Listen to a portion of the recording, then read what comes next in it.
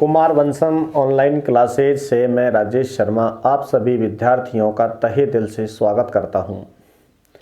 धड़ाधड़ हिंदी की क्लास में आज हम लेकर के आए हैं पर्यायवाची और उन पर्यायवाचियों से बनने वाले जितने भी मुहावरे होंगे, लोकोक्तियाँ होंगी, तत्सम तद्भव शब्द होंगे आदि के बारे में हम चर्चा करेंगे। आइए बने रहिए मेरे साथ फटाफट हिंदी में, धड़ाधड़ हिंदी में। तो आज का जो अपना मुहावरा होगा, क्या मुहावरा रहेगा? आज हम लेकर के आए हैं आकाश। क्या लेकर आए हैं भाई? आकाश। आकाश से बनने वाले शब्द, आकाश के बनने वाले शब्द कौन कौन से हैं? इन आकाश के शब्दों का मुहावरा क्या होगा? लोकोक्ति क्या होगी? शब्द युग्म क्या बन कर के आएंगे? अनेकार्थी क्या बन के आएंगे? शब्दकोश के अनुसार अगर हम कहीं आकाश की चर्चा करते हैं तो निकल के आता है, देखिएगा क्या लिखा हुआ है, आंसू। हमको पढ़ना चाहिए आंसू। आंसू, अंबर, आंसू, अंबर, अंत, आधौ। पढ़िए, ये पढ़ना चाहिए आपको पहले, आंसू, अंबर, अंत, आधौ। फिर बोलिए मेरे साथ, आंसू, अंबर, अंत, आधौ। यहाँ पर आकाश से संबंधित जितने भी मुहावरे होते हैं इन सभी का अध्ययन कर लिया जाएगा। अर्थात मैं ये कहने जा रहा हूँ कि आकाश के कौन कौन से पर्यायवाची होते हैं। तो आकाश के होने वाले पर्यायवाची, आ से बन जाता है आसमान। क्या बन जाता है? आसमान। आ से आसमान बन जाता है। और जो आप शून्य देख रहे हो, इस सू से शून्य बन जाता है। सू से क्या बन जाता है? शून्य बन जाता है। आसमान किसका पर्याय होता है? आकाश का। आसमान पर्याय होता है आकाश का। तो शून्य किसका मायना होता है? शून्य भी आकाश को कहते हैं। फिर यहाँ पर जो आप अंबर देख रहे हो, अंबर, अंबर भी किसका पर्यायवाची होता है? अंबर भी आकाश का पर्यायवाची होता है। इसके बाद यहाँ अंत लिखा हुआ है। क्या लिखा हुआ है भाई? अंत लिखा हुआ है। अब इस अंत का मतलब आपको अच्छे से समझ लेना चाहिए। इस अंत का मतलब आपको अनंत समझना चाहिए, अनंत। और तुमको पता है, क्या आप वास्तव में जानते हैं कि अनंत किसका मायना होता है? अनंत आकाश, आसमान का मायना होता है। और अनंत के बाद में एक और निकल के आता है जिसका नाम है अंतरिक्ष। ये अंतरिक्ष निकल के आता है, अंतरिक्ष।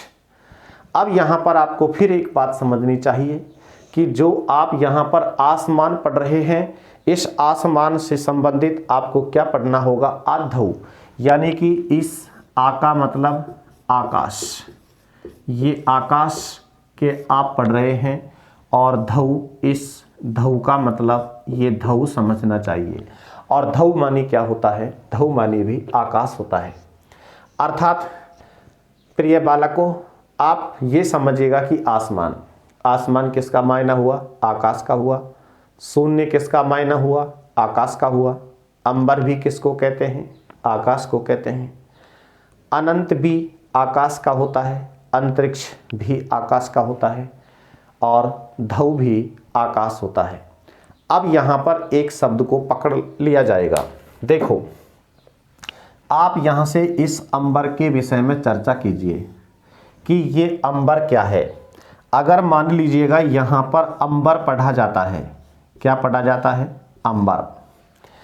अब अंबर का मतलब क्या होता है?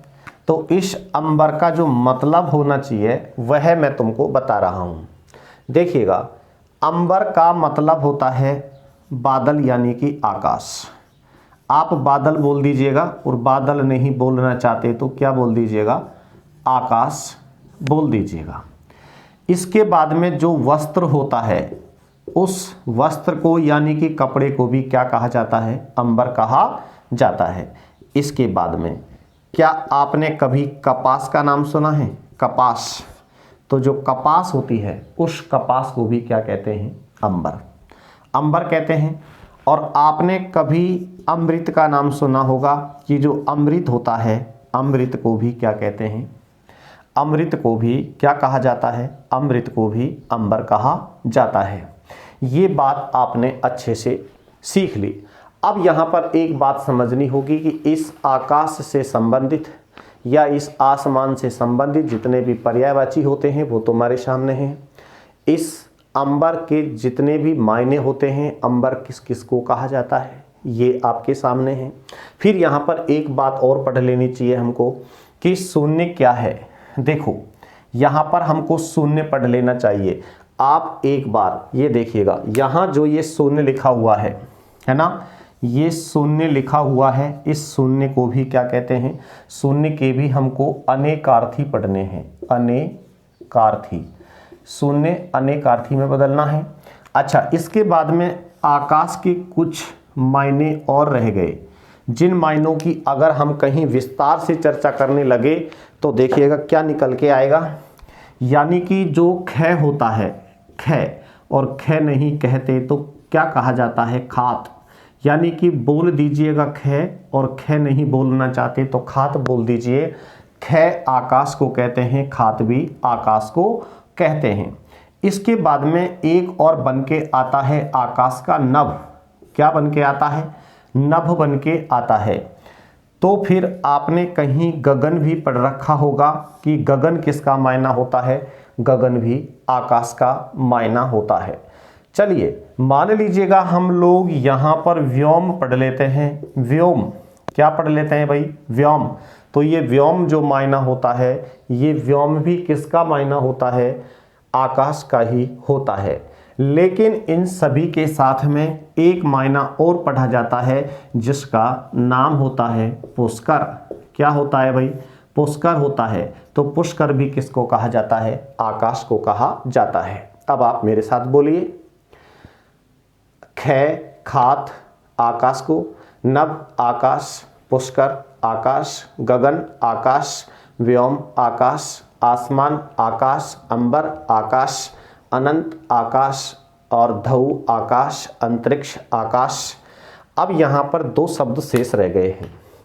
अगर हम कहीं यहाँ जिस प्रकार से ये अंबर आपने अनेकार्थी पढ़ा है, इसी प्रकार से हमको शून्य भी क्या पढ़ लेना होगा? अनेकार्थी में। और एक हमको पुष्कर पढ़ लेना होगा, तो पुष्कर को भी हम अनेकार्थी में बदल देंगे, है ना।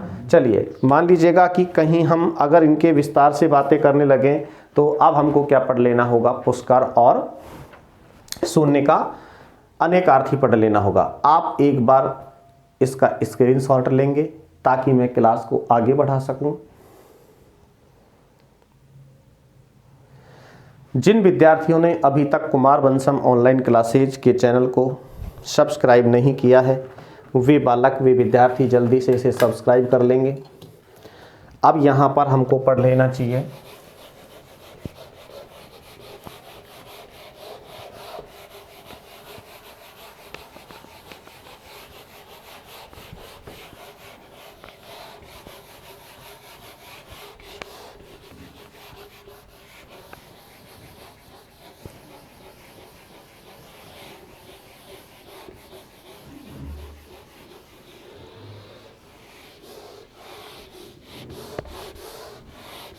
लीजिए।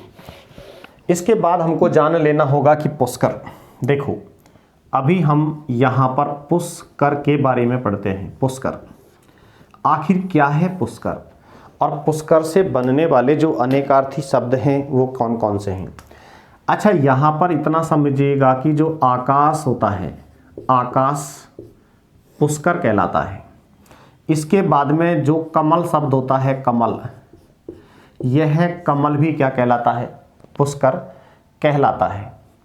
तो पुष्कर सरोवर या तालाब को भी कहते हैं।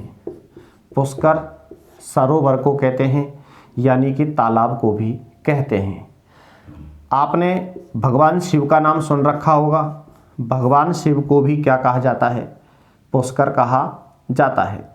आपने कभी ढोल बजाया होगा या ढोल देखा होगा, तो जो ढोल होता है वह ढोल भी क्या कहलाता है? पुष्कर कहलाता है। यानी कि एक आपने तीर बाण, ये तीर बाण का नाम सुना होगा, तीर बाण नहीं तो आपने तरकश का नाम सुना होगा। तरकश, जो तीर बाण या तरकश हुआ करता है वह भी पुष्कर कहलाया करता है। हाथी के सूंड का अगला भाग, अगर मैं कहूँ कि हाथी के सूंड, हाथी के सूंड का अगला भाग, अगला भाग क्या कहलाता है? हाथी के सूंड का अगला भाग भी क्या कहलाता है भाई? पुष्कर कहलाता है। अच्छा, इतना जानिए कि आपने सूर्य का नाम सुना होगा। सूर्य को भी क्या कहा जाता है? सूर्य को भी पुष्कर कहा जाता है। चलो, इसके बाद में आपने सारस पक्षी का नाम सुना होगा। सारस, अरे जो सारस पक्षी होता है वह सारस पक्षी भी किस नाम से जाना जाता है? पुष्कर के नाम से जाना जाता है। चलो, तो फिर आपने सर्प नहीं सुना क्या? सर्प, सर्प को भी किस नाम से जाना जाता है भाई? पुष्कर के नाम से जाना जाता है। ये आपने क्या पढ़ लिए। लेकिन एक बात इंपॉर्टेंट है कि आपने एक तीर्थ विशेष का नाम नहीं सुना क्या? तीर्थ विशेष, यानी कि आपने पुष्कर अजमेर में तीर्थ का नाम सुना है तो वह भी क्या कहलाता है? पुष्कर ही कहलाया करता है। इतना आपने पढ़ा है। क्या आप ये जान गए कि यहाँ पर पुष्कर किस किस को कहा गया? देखो, अगर मैं कहीं बात करने लगा पुष्कर की तो हाथी के सूंड का जो अगला भाग होता है वह पुष्कर कहलाता है। शिव पुष्कर कहलाता है। तालाब पुष्कर होता है। सर्प को भी पुष्कर कहते हैं। कमल को भी पुष्कर कहते हैं। एक तीर्थ विशेष जो होता है उसको भी पुष्कर कहते हैं। आकाश को भी पुष्कर कहते हैं। तीरबाण या तरकश जो होता है उसको भी पुष्कर कहते हैं। सूर्य को भी पुष्कर कहा, सारस पक्षी को भी पुष्कर कहा, और जो ढोल होता है ढोल को भी क्या कहा? पुष्कर कहा। ये सभी मायने किस नाम से जाने गए? ये सभी मायने अनेकार्थी के नाम से जाने गए। किस नाम से भाई? अनेकार्थी के नाम से जाने गए। ये लीजिएगा, ये सभी मायने आपके अनेकार्थी के हो गए हैं। इसके बाद में एक शब्द निकल के और आता है और उस शब्द का नाम होता है शून्य। अभी मैं चर्चा कर रहा था कि जो शून्य शब्द होता है, इस शून्य शब्द के बनने वाले शब्द कौन कौन से हो गए? तो देखिएगा, हमको शून्य से बनने वाले शब्द कौन कौन से हैं ये जान लेना चाहिए। चलो, आपको ये पढ़ लेना चाहिए कि जो शून्य शब्द होता है, इस शून्य शब्द से बनने वाले शब्द, जिसमें दोस्त एक तो क्या लिखा होता है? आकाश। बोलो, बोलिए बोलिए, क्या लिखा हुआ है भाई? आकाश लिखा हुआ है। तो फिर इस आकाश के साथ में जो विष्णु होता है, यानी कि विष्णु भगवान होते हैं, उस विष्णु भगवान को भी क्या कहा जाता है? शून्य कहा जाता है। आपने कभी मैथमेटिक्स पढ़ी हो तो वहाँ पर शून्य का मतलब रहित हो जाता है। शून्य का मतलब क्या हो जाता है भाई? शून्य का मतलब रहित हो जाता है। और कई बार जब शून्य आता है तो शून्य को हम रिक्त स्थान के नाम से भी जान लेते हैं। चाहे आप रहित बोलिए या फिर उसे रिक्त स्थान के नाम से बोलिए। अच्छा, शून्य का मतलब आपने स्वर्ग नहीं पढ़ा क्या? अरे भाई, शून्य का मतलब आपने क्या पढ़ा है? शून्य का मतलब आपने स्वर्ग पढ़ा है। अच्छा, शून्य का मतलब आपने बिंदु भी पढ़ रखा होगा। बिंदु, इसलिए यहाँ पर स्वर्ग को शून्य कहते हैं, विष्णु को शून्य कहते हैं, आकाश को शून्य कहते हैं, रहित या रिक्त स्थान, या फिर एक और पढ़ लीजिएगा अभाव, है ना? अभाव, इसको भी क्या कहते हैं? शून्य कहते हैं। और जो बिंदु शब्द होता है, बिंदु, उसको भी क्या कहते हैं? शून्य। अर्थात मैंने आपको ये क्या समझा दिया? ये मैंने आपको अनेकार्थी समझा दिए। लीजिए, ये अनेकार्थी हो गए हैं। ये क्या हो गया है? अनेकार्थी। अब सभी विद्यार्थी इसका एक बार अच्छे से स्क्रीनशॉट लें तो मैं आगे बढ़ूं। चलो, अब बढ़ते हैं अगले कदम की ओर कि इस आकाश से बनने वाले पर्यायवाची। तो आपने देखे लेकिन इस आकाश से बनने वाले लोकोक्ति मुहावरे क्या क्या पढ़े जाते हैं, तो हम पढ़ने की कोशिश करते हैं।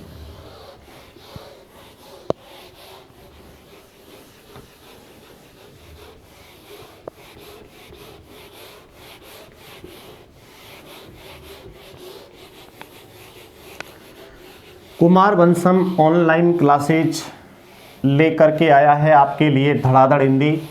और धड़ाधड़ हिंदी में आपको अगर वास्तव में ये मैटर, ये कंटेंट समझ में आ रहे हैं, तो आपसे मैं पुनः एक बार कहूँगा कि जिन विद्यार्थियों ने इस चैनल को सब्सक्राइब नहीं किया है वे जल्दी से सब्सक्राइब करेंगे और ज़्यादा से ज़्यादा मात्रा में शेयर करेंगे। आइए जुड़िए फटाफट।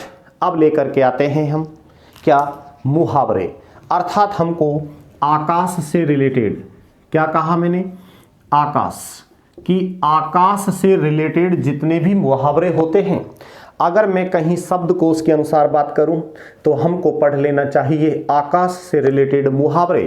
देखिएगा, आकाश से रिलेटेड मुहावरों में हम एक एक करके पढ़ते हैं।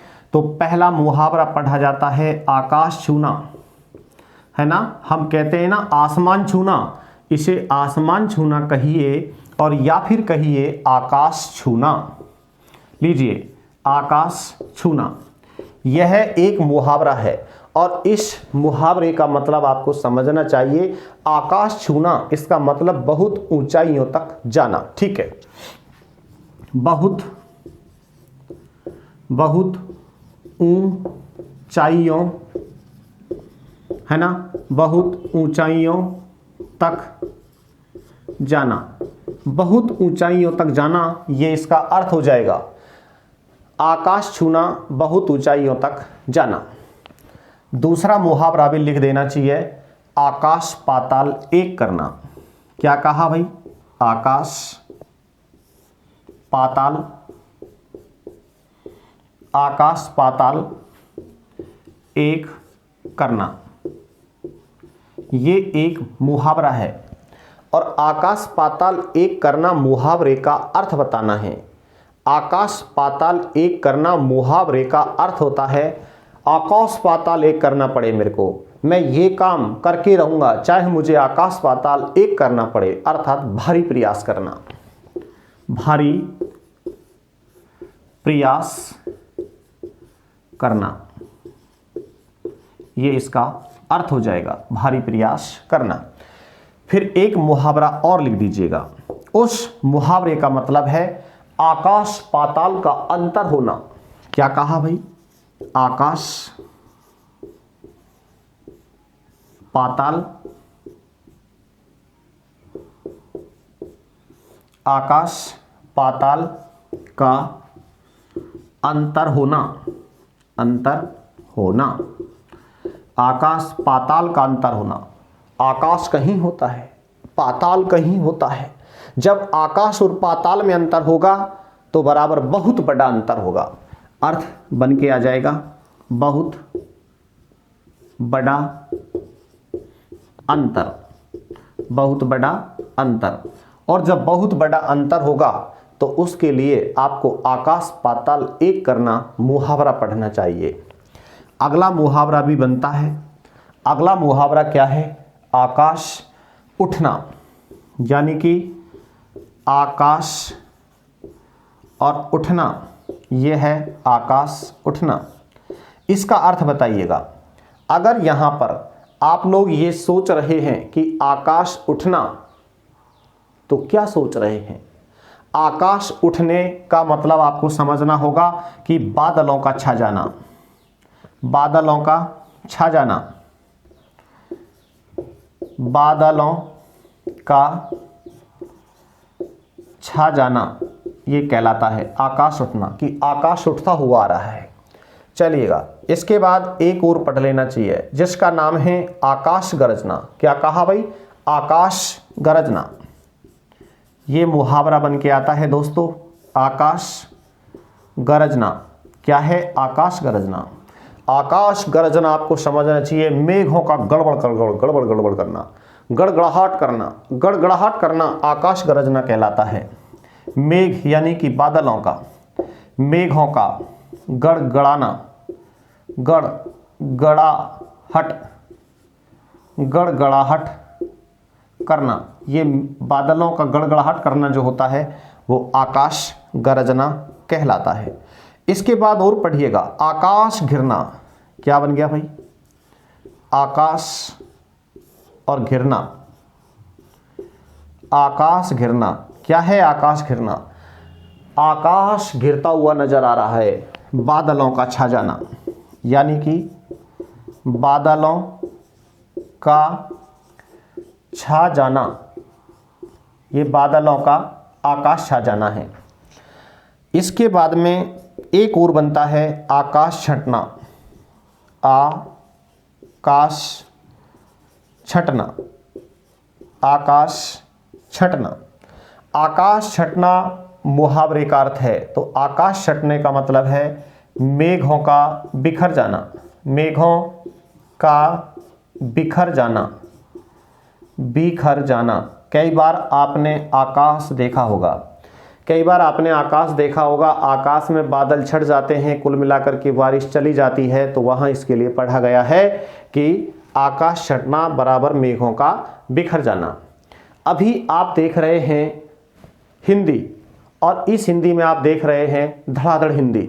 धड़ाधड़ हिंदी का मतलब आप लोग समझ रहे हो कि हमने एक पर्यायवाची शब्द उठाया, उसी को हमने तत्सम, तद्भव, देशज, विदेशी और आदि आदि से हमने उसको जोड़ दिया। लोकोक्ति और मुहावरे अगर उसके बनते हैं तो हमने उसको भी जोड़ दिया। अभी आप धड़ाधड़ हिंदी में आप जिस वीडियो का अध्ययन कर रहे हैं, अगर यह वीडियो वास्तव में आपको पसंद आ रहा है तो कुमार वंशम ऑनलाइन क्लासेस से जुड़े हुए सभी विद्यार्थी इस वीडियो को अधिक से अधिक मात्रा में शेयर करेंगे। ये था आकाश छूना, आकाश पाताल एक करना, आकाश पाताल का अंतर होना, आकाश उठना, आकाश गरजना, आकाश घिरना और आकाश छटना। ये सभी जो मुहावरे थे, ये सभी मुहावरे किससे रिलेटेड हैं? ये सभी मुहावरे हमें यहाँ पर ये लिख देना चाहिए कि मुहावरे, है ना, मुहावरे। तो सभी मुहावरे किससे रिलेटेड हैं? आकाश से। आप कुमार वंशम ऑनलाइन क्लासेज में बने रहे।